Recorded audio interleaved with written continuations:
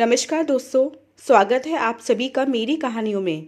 मैं हूं शिखा और एक बार फिर से आपके लिए लेकर आई हूं एक नई कहानी और उम्मीद करती हूं कि ये कहानी भी बाकी कहानियों की तरह आपको बेहद पसंद आएगी और आप पहले की तरह अपना प्यार और सपोर्ट मेरी वीडियोस पर बनाए रखेंगे।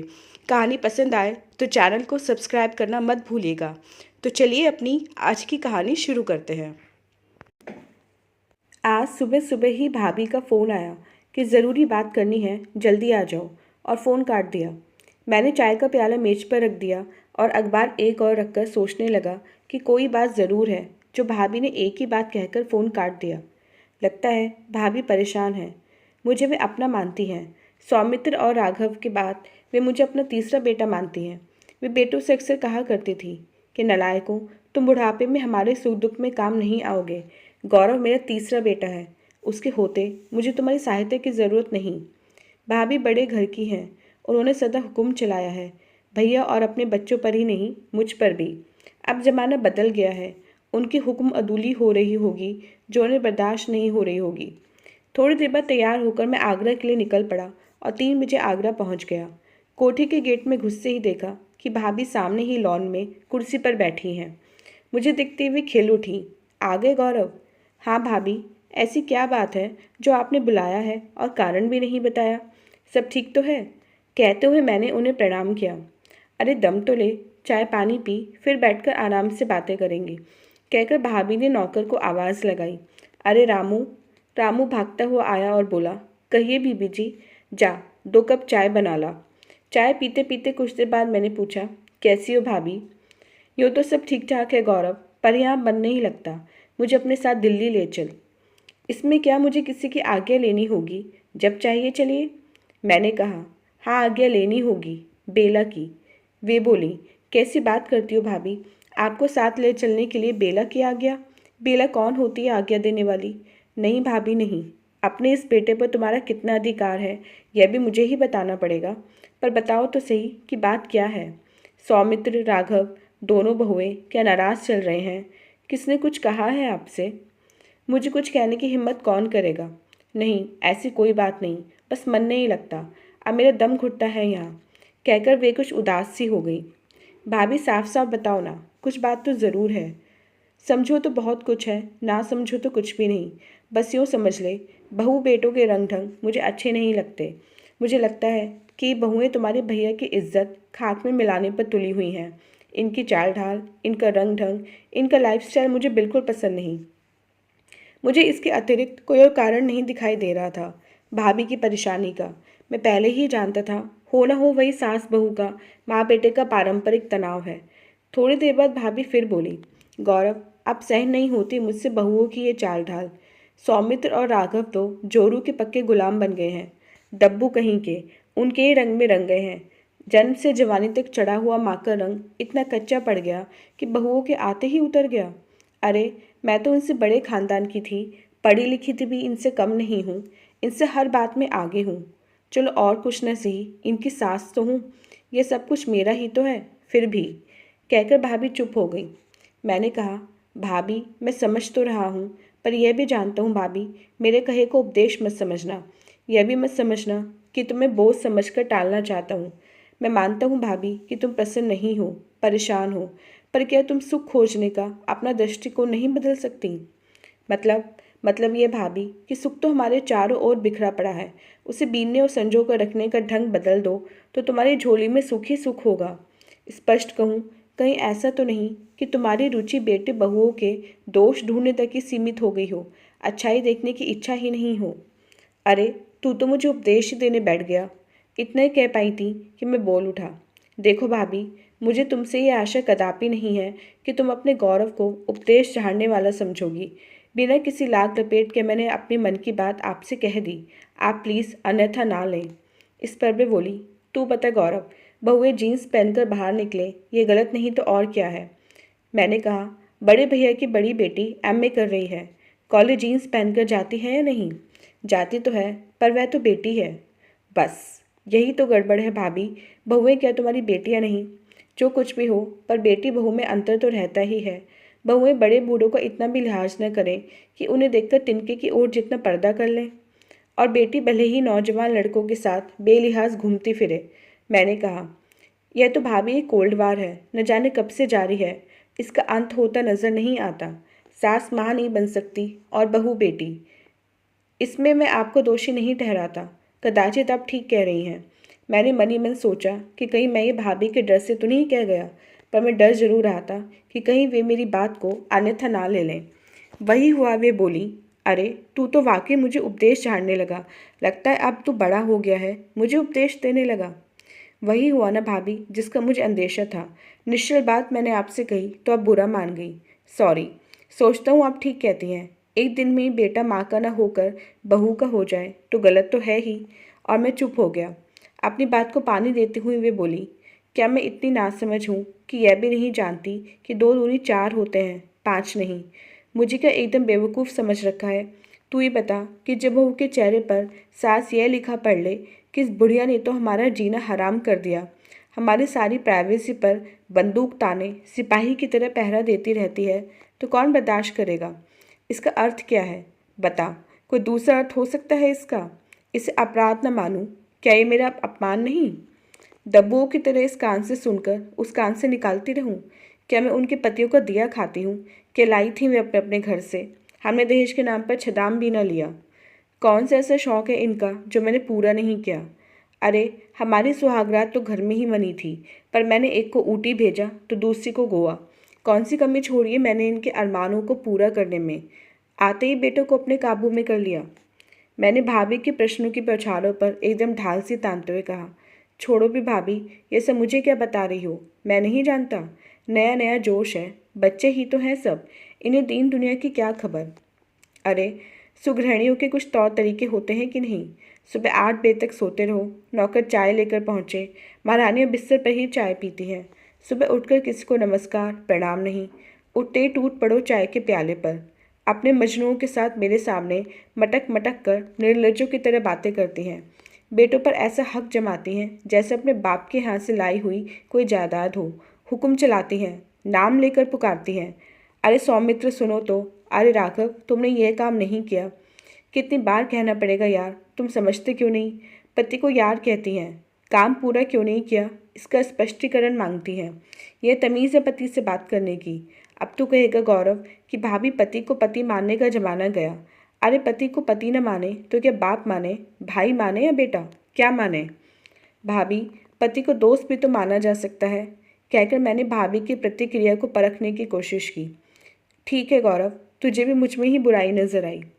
फिर गलत समझ रही हो भाभी, मेरा आशय यह नहीं। मैं तो इतना जानता हूँ भाभी कि बहू बेटों में किसी की हिम्मत नहीं जो आपका अपमान कर सके।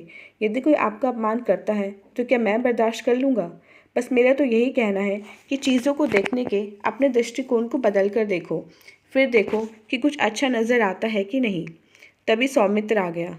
चाचा जी प्रणाम, कह झुककर उसने मेरे पैर छुए। खुश रहो बेटा, ठीक हो। जी चाचा जी। तुम्हारा काम धाम कैसा चल रहा है। सब बढ़िया है, राघव भी साथ ही है। हम दोनों भाई मिलजुल कर हंसी खुशी अपने काम को बढ़ाते जा रहे हैं। अच्छा चाचा जी, मैं अभी आता हूँ, जरा फ्रेश हो लूँ, कहकर सौमित्र उठकर चला गया। शाम हो चली थी। भाभी मुझे ड्राइंग रूम में ले गई। मैं ड्राइंग रूम में जाकर बैठा ही था कि दोनों बहुएं बाहर से आ गईं। मुझे देखकर दोनों मेरे पास आईं और मेरे पैर छुए। बड़ी बोली, कितनी देर हो गई चाचा जी आपको आए हुए, चाची नहीं आई। बस अभी आकर बैठा हूँ, उन्हें कुछ काम था।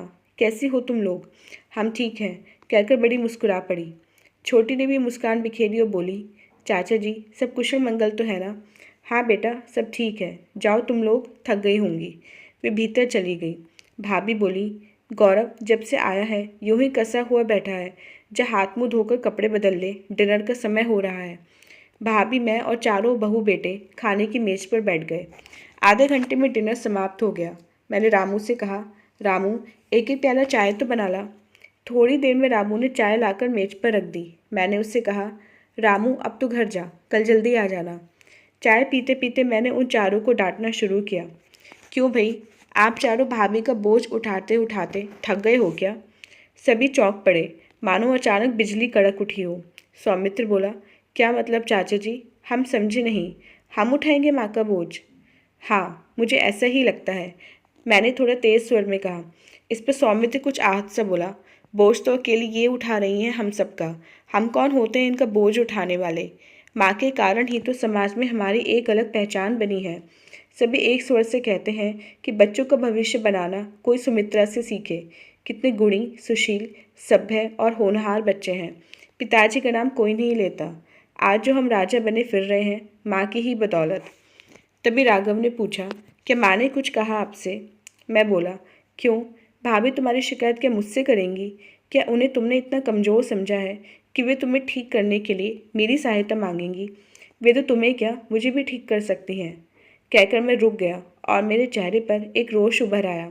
सौमित्र बोला, चाचा जी, क्या मुझे इसका प्रमाण देना पड़ेगा कि इस घर में माँ की इजाज़त के बिना परिंदा भी पर नहीं मार सकता? इस पर मैंने कहा, आगे भी उन्हीं का हुक्म चलेगा। वे इस घर की मालकिन हैं, उन्हीं की इजाज़त से सब कुछ होगा। हम कब इनकार करते हैं चाचा जी? इस पर राघव बोला, और सुन लो बहुओं, मैंने कहना शुरू किया, सब लोग अच्छी तरह सुन लो। अगर तुम में से कोई भी दाएं बाएं चला तो ये तो बाद में कहेंगी, मैं ही तुम सबको यह कह दूंगा कि तुमने जो कुछ कमाया है उसे उठाओ और अपने अपनी पत्नी की उंगली पकड़कर दफा हो जाओ इस घर से। समझ क्या रखा है तुम लोगों ने? न बड़े की शर्म, न छोटे का लिहाज। कुल की कुछ परंपराएं होती हैं, उनका पालन करते हुए तुम्हें शर्म आती है? समाज में उन्होंने जो प्रतिष्ठा बनाई है उसे मिट्टी में मिला देना चाहते हो? ऐसे कैसे हो सकता है चाचा जी? आखिर बात क्या है? सौमित्र ने पूछा। बात कुछ नहीं बेटा, मैं समझता हूँ तुम चारों के भीतर इतनी अक्ल जरूर है कि यह पहचान सको कि माँ को क्या अच्छा लगता है, क्या बुरा। इतना भी त्याग नहीं कर सकते तुम अपनी माँ के लिए कि कोई ऐसा काम ना करो जिससे उन्हें पीड़ा पहुँचे। मैं समझता हूँ तुम लोगों में त्याग की भावना है ही नहीं। स्वार्थी हो तुम सब लोग। एक बार आंखें बंद करके यह तो सोच लिया करो कि माँ न होती तो तुम क्या होते। ये भी अपने ऐशो आराम के लिए मनमानी करती तो तुम लोग क्या होते। बस, इससे अधिक मैं कुछ और नहीं कहूँगा। कहकर मैं शांत हो गया। कुछ देर शांत रहकर मैंने भाभी से कहा, भाभी, कल सुबह यहाँ से हम दिल्ली के लिए निकल लेंगे। मुझे आपकी ज़रूरत है, आपके प्यार और आशीर्वाद की ज़रूरत है। अब आप मेरे साथ रहेंगी। जब इन लोगों का मन करेगा ये मिलने आ जाया करेंगे। जब आपका मन करे आप यहाँ आ जाना, ये आपका घर है। अगली प्रातः मैं भाभी को लेकर दिल्ली आ गया। बेटे बहुओं ने बहुत विनती की कि माँ मत जाओ, पर मैं उन्हें यह कहकर ले आया कि मेरा अपना घर भी उनका अपना ही घर है। भाभी को दिल्ली आए हुए 15 दिन बीत गए। मैं सूक्ष्मता से परख रहा था उनके चेहरे को। मैंने महसूस किया कि उनके चेहरे की उत्फुल्लता का ग्राफ दिन प्रतिदिन गिरता जा रहा है और उदासी का ग्राफ बढ़ता जा रहा है। मैंने बेला से पूछा, लगता है भाभी के मुख कांति कुछ फीकी सी पड़ने लगी है। क्या तुम भी ऐसा ही सोचती हो? हाँ, लगता तो मुझे भी ऐसा ही है। आखिर क्यों? कह नहीं सकती गौरव, पर मैं सतर्क हूँ कि कोई भी ऐसा काम न करूँ जो उन्हें बुरा लगे। कई बार उनके सामने मेरे मुंह से गौरव निकलते निकलते बचा है। मैं जो कुछ भी करती हूँ पहले सोच लेती हूँ कि उन्हें बुरा तो नहीं लगेगा। उनके उठने से पहले सोकर उठ जाती हूँ। उनके उठते ही उनके पास जाकर उनके चरण स्पर्श करती हूँ। उनके पास बैठकर पूछती हूँ, भाभी, नींद ठीक से आई? हाँ बहू, बहुत अच्छी आई। चाय ले आऊँ भाभी? अभी ठहर जा, जरा फ्रेश हो लूँ। रात को जब वे कई बार कहती हैं कि अरे उठ, जा देख, गौरव तेरे इंतज़ार में जाग रहा होगा, जा अब छोड़ मुझे, कब तक मेरे पैर दबाती रहेगी। तब कहीं रात में उनके पास से आती हूँ। आज सुबह थोड़ी देर उनके पलंग पर बैठी ही थी तो बोली, अरे उठ, यहाँ बैठी रहेगी क्या? जा उठकर गौरव को चाय दे, उठा उसे, सूरज चढ़ आया है, कब तक सोता रहेगा आलसियों की तरह। वे तो नहाकर तैयार भी हो चुके। यह सुनते ही वे आंखें फाड़कर देखने लगी। अच्छा, हाँ भाभी। तभी मैं वहाँ पहुँच गया। भाभी के चरण स्पर्श किए तो भाभी ने आशीर्वाद देते हुए पूछा, अरे गौरव, आज सूरज पश्चिम से कैसे निकल आया? मतलब यह है कि यही गौरव सुबह कान पकड़कर उठाने से उठता था और आंखें बंद किए ही चाय का प्याला हाथ में पकड़ लिया करता था। और आज वही गौरव। सच कहूँ भाभी, कान पकड़कर उठाने वाली तो चली गई, और कोई ऐसा है नहीं जो कान पकड़कर उठाने की हिम्मत करे। बेला नहीं है? भाभी बोली। भाभी कितना कहती बेला बोली, भाभी, मैं इनके कान पकड़ूं? मेरी तो रूह कांपती है इनके गुस्से से। हर वक्त डरी डरी रहती हूँ, तो इनके डर के मारे मैं आपसे इनकी शिकायत भी नहीं कर सकती। ये बस डरते हैं तो आपसे। कहकर बेला चुप हो गई। मैं बोला, सच पूछो तो भाभी, आपकी अनुपस्थिति आपकी उपस्थिति से ज़्यादा महसूस होती है। हर समय यही लगता है कि भाभी छिपकर देख रही हैं। सावधान रहता हूँ कि आपको कुछ बुरा ना लग जाए। इस पर बेला बोली, सच भाभी, मैं तो हर वक्त डरी डरी रहती हूँ कि कहीं भाभी को बुरा ना लग जाए। भाभी बोली, इतनी चिंता करती हो मेरी, हर वक्त डरती हो मुझसे, तुम्हें भी कुछ अच्छा लगता है, यह नहीं सोचती? बेला बोली, अपने बारे में तो तब ना सोचो भाभी जब मुझे आपके बारे में सोचने में कोई कष्ट हो। आपके बारे में सोचने में, आपकी भावनाओं की कद्र करने में ही सुख महसूस करती हूँ मैं। तो जानती हूँ कि भाभी जब माँ को अपने बच्चे का टट्टी पेशाब साफ करने में कोई कष्ट नहीं होता, तो बड़ा होकर उस बच्चे के मन में भी क्यों तकलीफ हो माँ के लिए कुछ करने में। नहीं बेला, ये गलत है। मैं क्या हौवा हूँ जो तुम मुझसे हर वक्त डरी डरी सी रहो? बच्चे अपना मन मारे तो क्या माँ को अच्छा लगेगा? मैं कोई जेलर हूँ? तुम्हें कैदी बनाकर रखने में मुझे सुख मिलेगा? नहीं नहीं, यह सब नहीं चलेगा गौरव। तुम भी सुन लो, अपने को मेरा नौकर समझते हो? क्या मैं चाहती हूँ कि मुझे तानाशाह के सामने तुम बाअदब बामुलाहिजा पेश आओ? मैं हंटर वाली हूँ, क्या समझ रखा है मुझे? मैं देख रही हूँ कि तुम लोगों ने घर में एक शून्य फैला दिया है। मरघटी चुप्पी नजर आती है मुझे यहाँ। अरे, यह घर किलकारियों से जब गूंजेगा तब गूंजेगा, लेकिन तब तक तो तुम लोग चहकते फुदकते रहो, एक दूसरे से शिकवे शिकायतें करते रहो। तुम कभी एक दूसरे की शिकायतें क्यों नहीं करते? अरे, छोटू की शिकायतें सुनने और उनका फैसला करने में भी एक सुख होता है। मुझे तुम उससे वंचित रख रहे हो। क्या मैं देख नहीं रही हूँ बेला कि तुम गौरव को टाइम नहीं देती? गौरव शाम को लौटता है, तुम उससे चिपकी बैठी रहती हो। वह चुपचाप आता है, कपड़े बदलकर चुपचाप नौकर से चाय को कह देता है और अकेला अपने कमरे में चाय पी लेता है। मैं देख रही हूँ कि तुम लोग मेरे सामने न खिलखिलाकर हंसते हो, ना ही एक दूसरे के साथ अपनत्व की बातें करते हो। मुझे सब कुछ बनावटी लगता है। दिखावट क्या अच्छी लगती है? अरे, बहू बेटे खिलखिलाते अच्छे लगते हैं। तुमने एक बार भी अब तक शिकायत नहीं की कि देख लो भाभी, ये मुझे चिढ़ा रहे हैं, मुझे तंग कर रहे हैं। ना ही कभी मैंने गौरव को देखा कि वह तुम्हें डांट रहा है। अरे, शिकवे शिकायत, रूठना मनाना, ये सब तो स्वस्थ जीवन के मिर्च मसाले हैं। ये ना हो तो जीवन स्वाधीन सा बन जाता है। साफ सुन लो, इन्हीं सब कारणों से मैं यह सहज अनुभव नहीं कर रही हूँ। एक घुटन सी महसूस करती हूँ। मैं देख रही हूँ कि तुम लोग दब्बू से सहमे सहमे से रहते हो। ये सब मेरे भीतर एक अपराध बोध जगाता है, जैसे मैं आतंकी हूँ तुम लोगों के लिए। कहकर भाभी चुप हो गई। थोड़ी देर रुककर भाभी फिर बोली, मैं देख रही हूँ कि मैं किसी नए गौरव के पास आई हूँ। पता नहीं मेरा पुराना गौरव कहाँ खो गया। कहता है भाभी उदास हो। उसे मेरी उदासी तो दिखाई दी, पर कहाँ गई मेरी वह सुंदरता? भाभी आज तो बहुत सुंदर लग रही हो। भाभी तब तो रुपए ऐंठने होते थे, मतलब कि मैं सुंदर नहीं थी, मुझे धोखा देकर रुपए ठगा करता था। ना भाभी ना, सुंदर तो तुम अब भी उतनी ही हो। पाला पड़ने से मुरझाए फूल का सौंदर्य खत्म हो जाता है क्या? मेरी भाभी अति सुंदरी थी, हैं और सदा रहेंगी। कहकर मैंने उनकी कोली भर ली। अरे हट, अभी भी मस्ती सूझ रही है। बता कितने रुपए चाहिए? भाभी शर्माती हुई बोली। फिर हम तीनों खिलखिलाकर हंस पड़े। बस ऐसा ही वातावरण चाहिए मुझे घर में, एकदम निर्द्वंद, उत्फुल्ल, उन्मुक्त। कहकर भाभी मौन हो गई। 15-20 दिनों बाद मैंने भाभी से कहा, भाभी उदास सी लग रही हो, क्या बात है? कुछ खास नहीं, पता नहीं बच्चे कैसे हैं। भाभी ने कहा, ठीक ही होने चाहिए, कोई बात होती तो फ़ोन आ जाता। मैं बोला, लगता है वे परेशान हैं, नाराज़ हैं। उस दिन से फ़ोन भी नहीं आया। फ़ोन तो कई बार आ चुका, मैंने तुम्हें बताया नहीं। क्यों? उन्होंने मुझे फ़ोन क्यों नहीं किया? तुमसे डरते हैं भाभी, कह रहे थे कि पता नहीं मम्मी किस बात पर डांट दें। और अब जो डांटूंगी कि अपनी खैर खबर क्यों नहीं दी मुझे। अरे भाभी क्यों चिंता करती हैं, वे अब ज़्यादा सुखी होंगे। नहीं, सौमित्र राघव दोनों को मैं जानती हूँ, दोनों बहुत प्यार करते हैं मुझे। उनकी याद आ रही है। और बहुओं की नहीं? मैंने तपाक से पूछा। बहुओं की क्यों नहीं आएगी? आखिर बड़े चाव से उन्हें घर लाई हूँ। उनके सभी अरमान पूरे करके मैंने अपने ही मन की साध पूरी की है। पहन ओढ़कर कितनी सुंदर लगती हैं। जब कभी श्रृंगार कर लेती हैं तो मेरा मन उनकी नज़र उतारने को करता है। उन्हें देखकर तो मेरी चाल में एक घमंड उभर आता है। पता है गौरव, कभी कभी तो मैं रिश्तेदारों की बहुओं से उनकी तुलना करने बैठ जाती हूँ कि पास पड़ोस में रिश्तेदारों में है कोई जो मेरी बहुओं से अधिक सुंदर हो। तभी बेला बोल उठी, और भाभी मैं? अरे, तू किसी और की पसंद की है क्या? तुझे भी तो मैं ही ठोक बजा कर लाई थी, तू किसी से कम कैसे हो सकती है? बहुएं छांटने में मैंने कोई समझौता नहीं किया।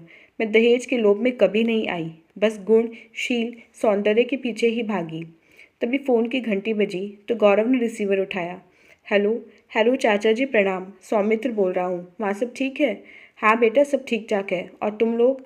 यहाँ सब कुशल मंगल हैं, जरा माँ से बात करा दो। हाँ हाँ, कहकर मैंने भाभी को रिसीवर थमा दिया। भाभी, सौमित्र का फ़ोन है। हेलो माँ प्रणाम, सुखी रह। इतने दिनों बाद माँ की याद आई। नालायक, इतने दिनों तक फ़ोन क्यों नहीं किया? फ़ोन किस लिए करता? आप कहीं गैर जगह थोड़े ही ना गई हैं। अपने तीसरे बेटे के पास गई हैं। बड़े के पास आपको तो क्या हालचाल पूछता। वैसे मैं उनसे बातचीत करता रहता हूँ। हाँ माँ, फ़ोन इसलिए किया है कि डॉक्टर योगेश की लड़की की शादी है। परसों ही वे कह रहे थे कि सौमित्र, तुम्हारी माता जी को ज़रूर आना है। आप आ जाइए। कहें तो मैं लेने आ जाऊँ? पूछ लीजिए चाचा जी से। भाभी बोली, अरे गौरव, सौमित्र बुला रहा है कि डॉक्टर योगेश की लड़की की शादी है, आ जाएं। मुझे जानना चाहिए। डॉक्टर योगेश हमारे फैमिली डॉक्टर हैं। उनसे बिल्कुल घर जैसे संबंध है। सौमित्र पूछ रहा है कि मैं लेने आ जाऊँ। मैंने कहा, नहीं भाभी, वह क्या करेगा आकर। कल शनिवार है, मेरी छुट्टी है, मैं छोड़ आऊँगा आपको। मैं भाभी को शनिवार के प्रातः आगरा छोड़कर शाम को ही वापस दिल्ली लौट आया। उसके बाद जो वहाँ हुआ उसकी खबर मुझे सौमित्र ने एक दिन फ़ोन पर दी। भाभी के आदेश अनुसार दोनों बहुएं डॉक्टर योगेश की लड़की की शादी के लिए सज धज कर तैयार हो गई। भाभी ने आदेश दिया, अरे बड़की छुटकी जल्दी करो, बारात आने का समय हो चला है। दोनों बहुओं ने साड़ी और गहने पहने, श्रृंगार किया और फिर सिर पर साड़ी का पल्लू रखा। आकर भाभी के सामने खड़ी हो गई और बोली, चलिए मम्मी जी, हम तैयार हैं। बैंकेट हॉल की सजावट से आंखें चौंधिया रही थीं। ऐसा लगता था मानो बच्चों से लेकर बड़े बूढ़ों तक सभी नर नारियों की कोई सौंदर्य प्रतियोगिता हो। नवयुवतियाँ, बहुएं खास तौर से जम रही थीं। सभी की नज़र वहाँ उपस्थित बहुओं पर थी, पर पता नहीं लग रहा था कि कौन बहू है, कौन बेटी। हाथ में चूड़ा पहने कोई कोई नववधू तो पहचानी जा सकती थी।